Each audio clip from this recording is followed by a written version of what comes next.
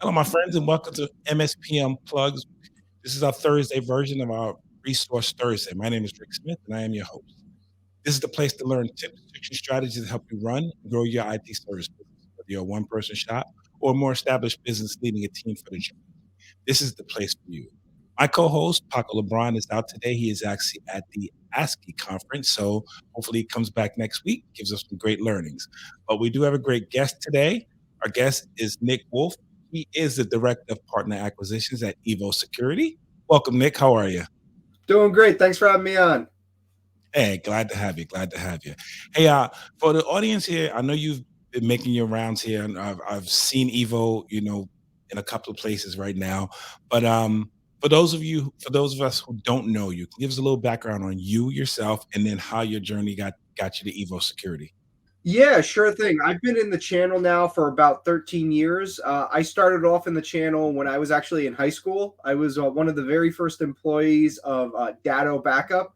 It was a teeny tiny small company at the time. I started off as their 20th employee working on backup devices on the sales team. And I was there for about 9 years. Got to go to a lot of ASCII events with Rob Ray, grew the business to well over 2,000 employees, 25,000 MSPs, and it was an absolute journey of a lifetime. And I truly realized then and there that I definitely want to stay in the MSP channel for the rest of my career. After Datto, I joined the cybersecurity space. I joined a company called Scout Cybersecurity. It was an XDR vendor for MSPs. During the height of COVID, we were able to onboard well over 250 MSPs to the platform, which attracted the attention of Barracuda Networks, and they ended up acquiring us 2 or so years ago. And nowadays, I'm at Evo Security. We're an up and coming vendor. We're growing and we're growing fast. We focus on identity and access management for MSPs, which includes multi factor authentication as well as privileged access management. Okay, great, great. So you've been around a little bit. You've got some great experiences, which is awesome. Let's do this. We're talking about security and we're talking about identity and access management. So before we get into the why, let's talk about the what. What exactly how would you define identity and access management? Yeah, so there's really two prongs to it. The first prong to it is verifying that a user is who they say they are. So is Rick Smith really Rick Smith? And then the second aspect of it is now that we know that that user is who they say they are, what is that user allowed to access? Are they allowed to access, admin rights for all the servers on the network, or really only the programs that they need on their laptop? Okay. So in that area now, we've seen a lot of we've seen, I guess we could talk about this right now, get the elephant out of the room.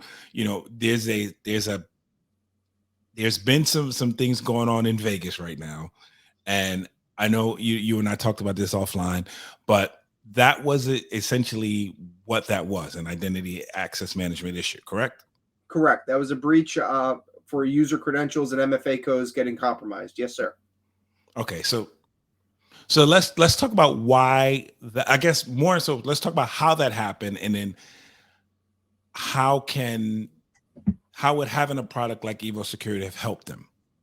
Yeah, so it's really around social engineering. It appears that the hackers basically just called into the MGM's IT team saying, "Hey, I'm trying to troubleshoot my computer and I need to reset my MFA code. What's my MFA code?" And eventually, they ended up getting it from the IT team. So in about a 10-minute conversation, the bad guys were able to really compromise, a lot of machines on the network by getting that MFA code.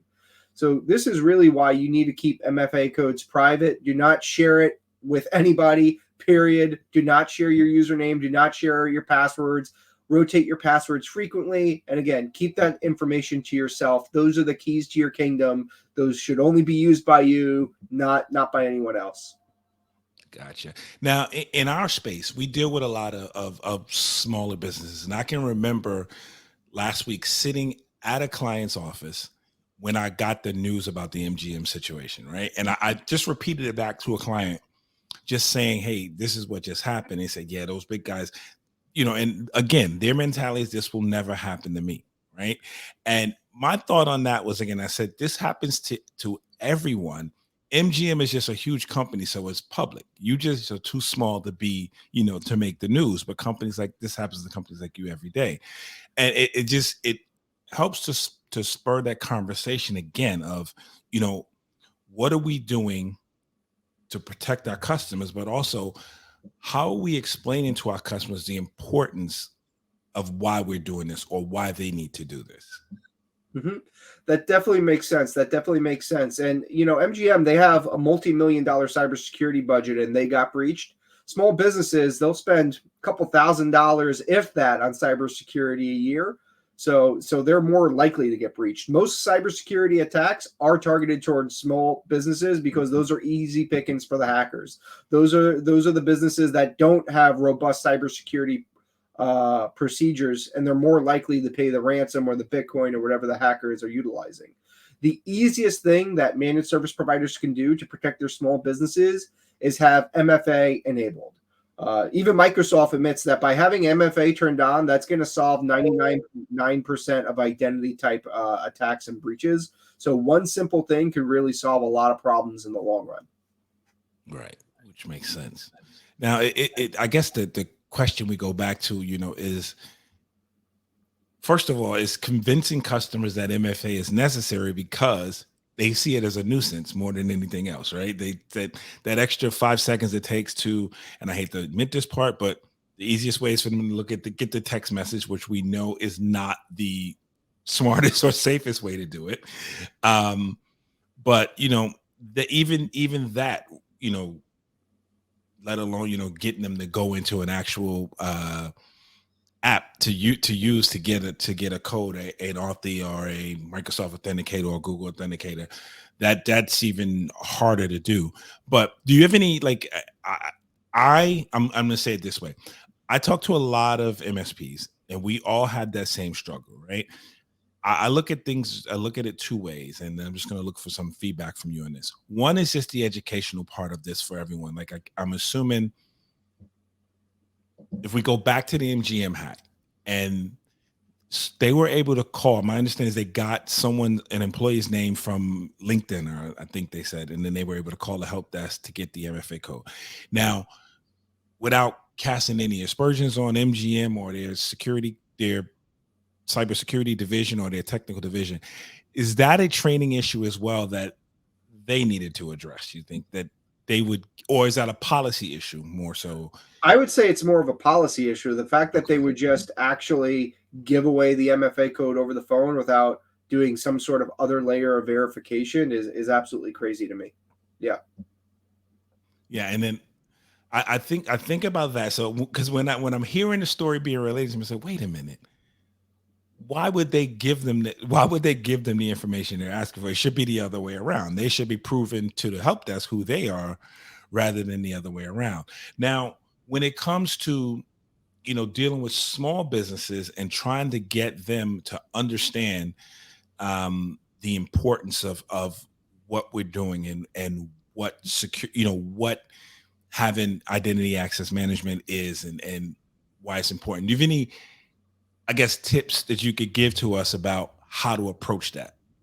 Yeah, sure thing. Think of selling MFA to your clients like educating your clients on, hey, you might not realize this, but you're doing MFA today every day. Every time you go to a gas station and you're swiping your credit card, you're either typing in your PIN number or you're typing in the zip code for your credit card, right? That's how you're getting the gas. That's a second layer of authentication. We're basically doing that, but for your critical resources, when you're logging into your email, when you're logging into your laptop, things of that nature. So once you start to connect the dots that way, it becomes an easier conversation. Also, in the future, it's really not going to be an optional choice. We're seeing a lot of cybersecurity insurance requirements really making MFA mandatory. And it's not just having MFA mandatory for, the CEO and the one guy who's accessing the server.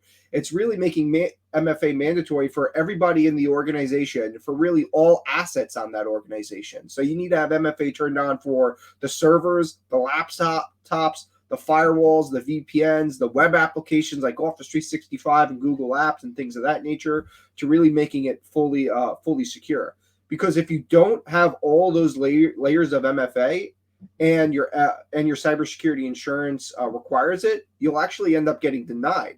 I saw an article the other day around Travelers Insurance where they actually denied a client's MFA insurance claim because the client said they had MFA enabled, which they did. They had MFA enabled on the firewalls only. They did not have MFA enabled on the servers, and that's where the attack happened.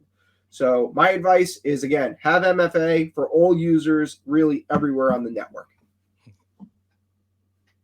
And that makes sense. Now let's talk now about Evo and how Evo is addressing this issue and how it can help, local us MSPs here on our scale. Yeah, sure thing. So Evo, we're 100% channel only vendors. So we only build our product for managed service providers and their SMB customers. And really what we're trying to do is make MFA extremely easy to sell to organizations. There's a lot of tools out there that offer MFA. You mentioned some of them. There's Microsoft Authenticator and Google Authenticator and Duo. And it's not that there's anything necessarily wrong with those tools, but we feel that they're more enterprise focused and hard for MSPs to manage. Whereas us, we're designing an entire console around MSPs, which is why MSPs can white label us, manage us through our multi-tenant console. And something that we've done to add additional layers of security with us is that we actually do not support SMS-based messages for MFA codes. It's all got to be done through the Evo app via a geolocation push that they'll either approve or deny.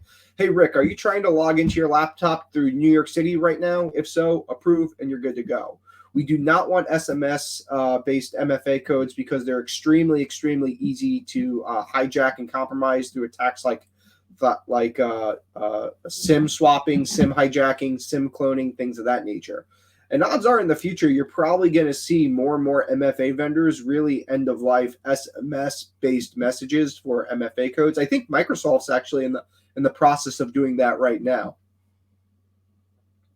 Yeah, I hope so. Because I think one of the things that happens is when MFA pops up, usually that's the first choice you get, particularly with Microsoft. Is usually the first choice they ask is for your cell phone number, and then the client. So I say, no, download the app. Oh, the app's too hard. It's this, it's that. I don't want it on my phone. And I will be glad when, and I love those vendors who don't give SMS as an option, because it just makes it better. It makes it more secure. And I am for this too. So I'll ask this question: having it all in one place. And what I mean by that is not going. I got 20% of my applications that I get an SMS for, another 30% I get an email for, and then the other 70%, I guess, or whatever, not as bad, the other 50% I get on an actual app, right? So then you got all these different places to go looking for it. Now, what you're talking about with Evo is bringing all of that into one location. Exactly. It's all about vendor consolidation. So gone are the days where you have to give a client Microsoft and Google Authenticator to log into Google Apps, and Fortinet's FortiClient to log into a firewall, and Duo to log into a server. All of that can be consolidated if you end up using Evo Secure Login as the MFA and SSO source. Okay. Now, when we're doing that, how does that? I guess you can. The way I'm trying to, I am full disclosure, I am a solutions granted partner, so I am using Evo. Well, we are in the process of adopting Evo, but there are a lot of us out here who are trying to figure out how that works and why that works, right? And why that's most convenient or the smartest choice, and not necessarily Evo, but I'm just saying doing it that way. So, am I making sense what I'm asking you here? Yeah, absolutely. Again, you want to consolidate your tech stack with your MSP technicians. You want to get them to be subject matter experts, ideally on one MFA platform, versus having your techs having to remember MFA codes for 5 or 6 different apps on the phone. So by being able to consolidate that with a program like Evo is going to be ultimate time savings for the technicians of the MSP as well as the SMB customers, because it sucks training customers, having to send out security awareness training and remind them that they still haven't taken it yet. So let's get them on at least one app for MFA instead of having to utilize 5 or 6 apps for MFA. Now, what is the interaction between when using Evo, the interaction between the MSP, excuse me, and the customer? Are we managing all of their MFA for them, or are they managing this and we're just on the outside as a guide? So yeah, so it depends on where they want MFA turned on and enabled. If they want it enabled on the endpoint level, like the workstations and the servers, it needs an Evo agent to be installed, and typically that's rolled out using an RMM script. So whether you're using Datto RMM or Kaseya or ConnectWise, will help you write a custom script to install the agent. To have MFA enabled on your web applications like Office 365 or Google Apps or Salesforce or something like that, we'll set up a SAML certificate. And then last but not least is going to be if you want a network device-based MFA for your firewalls, your routers, your VPNs, we'll actually spin up and host a Cloud Radius server for you. So once all those MFA methods are set up, it's all a matter of just rolling it out to the users and making sure that they're installing it, the Evo app on their smartphone, and you're good to go. If for whatever reason a customer does not have the ability to utilize their phone, maybe it's a government employee where they're not allowed to have their phones out, or maybe it's a bank or a hospital, we do also support hardware tokens like FIDOs, YubiKeys, things of that nature if you're unable to use your phone. And then again, that's all going to be managed by the managed service providers. So they'll be able to see all the customers through the multi-tenant dashboard. Or if you're dealing with a co-managed IT customer that has their own internal IT department, you could grant them access to that dashboard as well. And your MSP's name and logo will be present since it could be white labeled. Okay, so that's pretty cool too. Everything's all white labeled, huh? Yep. So okay, I am looking to, I guess, lock down systems. I guess that's the best way to put it, right? Lock down my clients, lock down the systems. And I'm going to them now and I'm saying, okay, we're going to take a different approach, right? So no longer is, and I'm asking this and I need you to correct me where I go wrong or if I go off the track. So no longer are we going to ask you to necessarily set up all of these security steps, these MFA steps, right? Are we putting in place, and I'm just trying to get down to how it works. Are we putting in place all of these where they need them and then having them sync back to this app, or are they doing this? Is my question making sense? Yeah, you as the MSP will be doing it. Basically, what we're doing is we're syncing all of your users from your directory service first. So whether your clients are using Azure AD or on-prem AD, we sync all those users within Evo. Once they're synced within Evo and the Evo app is installed on the actual endpoints, that's where we're able to enforce MFA. Hey, in order for this user to log.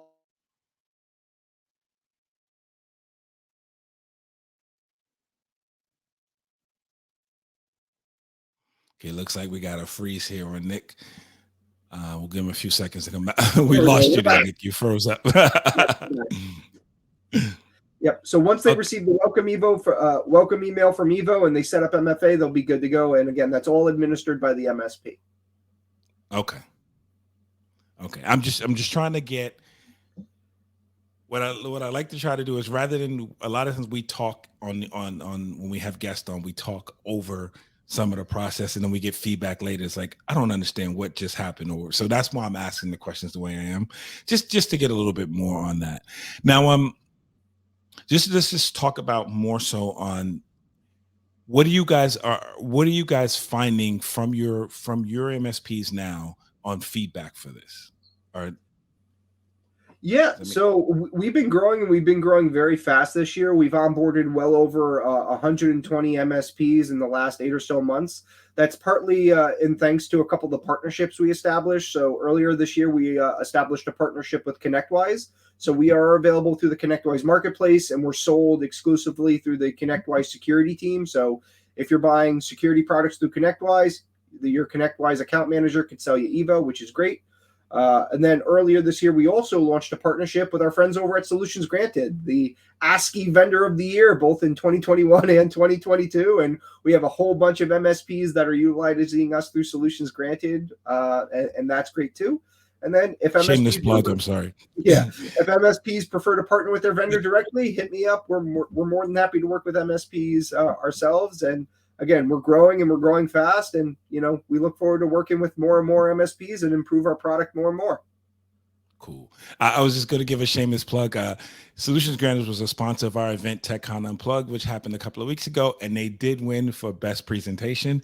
So shout out to Mike Crean and his crew.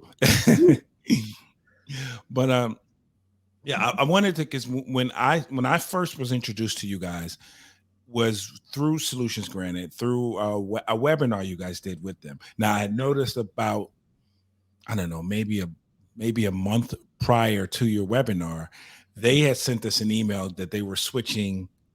Actually, we were using Evo to log in actually to our portal now, and so then I said, "What the heck is this?" And then I remember watching the webinar and I believe with you on it, talking about Evo and the importance of it, which is where I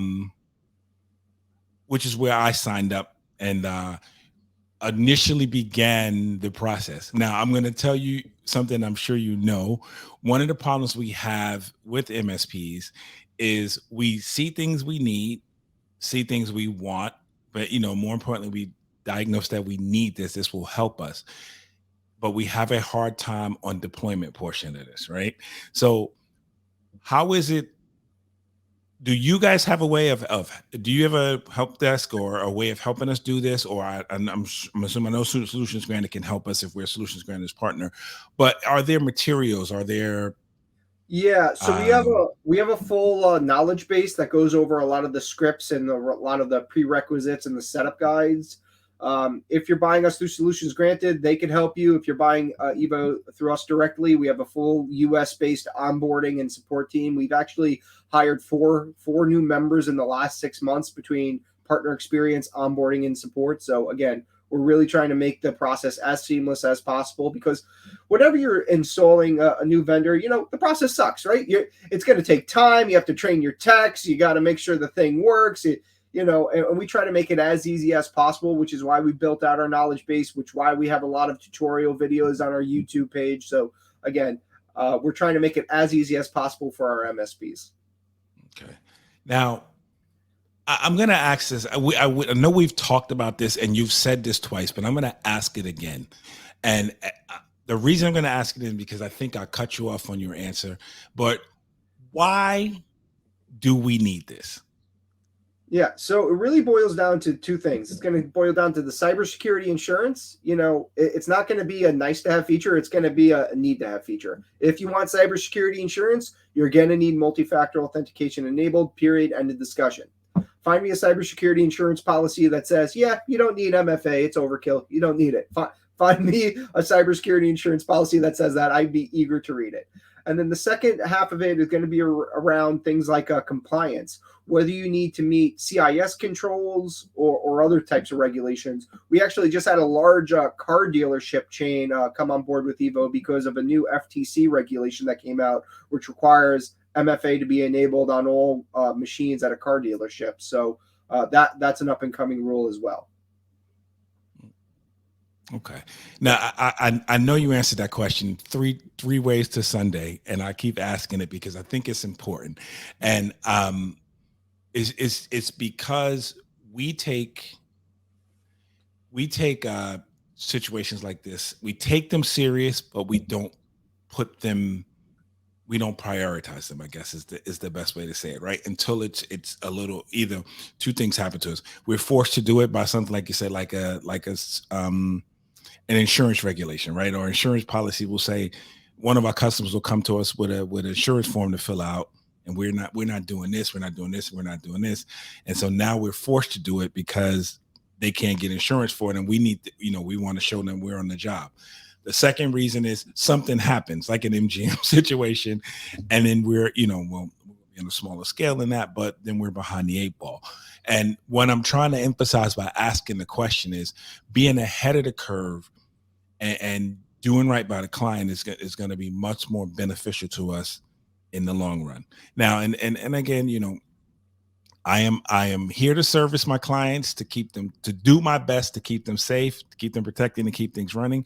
But I'm also in this business to profit, right? And this is also another opportunity for, it's another opportunity for profit while serving your customer to the best of your ability. So I just wanted to emphasize the importance of that. Absolutely.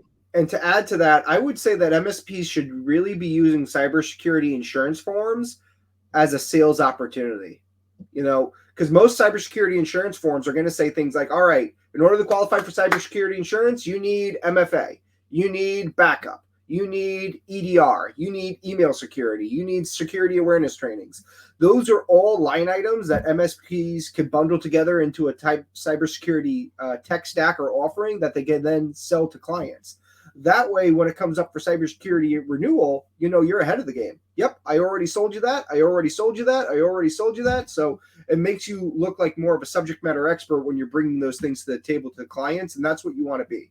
Obviously, as an MSP business owner, you want to sell, you want to make money. That's what we're here for. But you got to do it in a consultative way where you're more of a subject matter expert problem solver versus a sales rep. Right. Exactly. And I get it. And it's just, but we are, we have two phases of the business basically, right? You have to, in order to keep the monster good, you got to feed the monster, right? So, so we have to, we have to do it both ways. And that's the way we look at it. And it's something that has, continuously been brought to my attention is, hey, you have to, to do right by your customers is sometimes going to cost a little bit, to do. And you have to, be aware of that and stop being so conscious of what it costs or, what it might, how it might make a customer uncomfortable or not willing to spend more money. Because again, like you said, you have to be there to help them solve their solutions and give them education on, this is why we're doing this. And, so this is a whole nother subject we've just been struggling with. I'm bringing on, we had our event last week or 2 weeks ago now, TechCon Unplugged. And I talked to a lot of MSPs after, and a lot of us are struggling with the same things, when it comes to why the importance of introducing products, and basically pairing that with the fact that, it is, you have to sell that, right? You have to sell it no matter what the purpose is. You have to sell it as well. So it's just something that's on my head. So that's why I asked the question that way. Yep, totally makes sense. So, we're coming up towards the end here. I wanted to ask you a couple of things. Now, I understand that there are other companies out here that do what you do, right? Yep. What makes Evo different? Yeah. So first things first is if you're an MSP, use MFA. Even if it's my competitor, please, please, please use MFA. Now, that being said, I would love you to utilize Evo for your MFA. Some of the things that make us different versus some of the other players that are offering MFA is that we're 100% channel only. So we're never going to try to bypass you as an MSP and renew your customer directly or do anything like that. We're fully based for managed service providers, which is why there are no contracts, there are no minimums. You get that multi-tenant dashboard. You could white label us. We're trying to do everything that's right, specifically for the managed service provider market, to give them a cost-effective solution that they could resell to their end users. Because again, we feel that we're really priced right. We're about half the cost than most of the other MFA tools that are on the market today. Great. So as we wind down here, I want to ask, is there, I asked a lot of questions that were probably a little off kilter that you probably haven't been getting before, but is there anything you think we did not talk about that you think is important that you want to express to our audience? Never ever share an MFA code.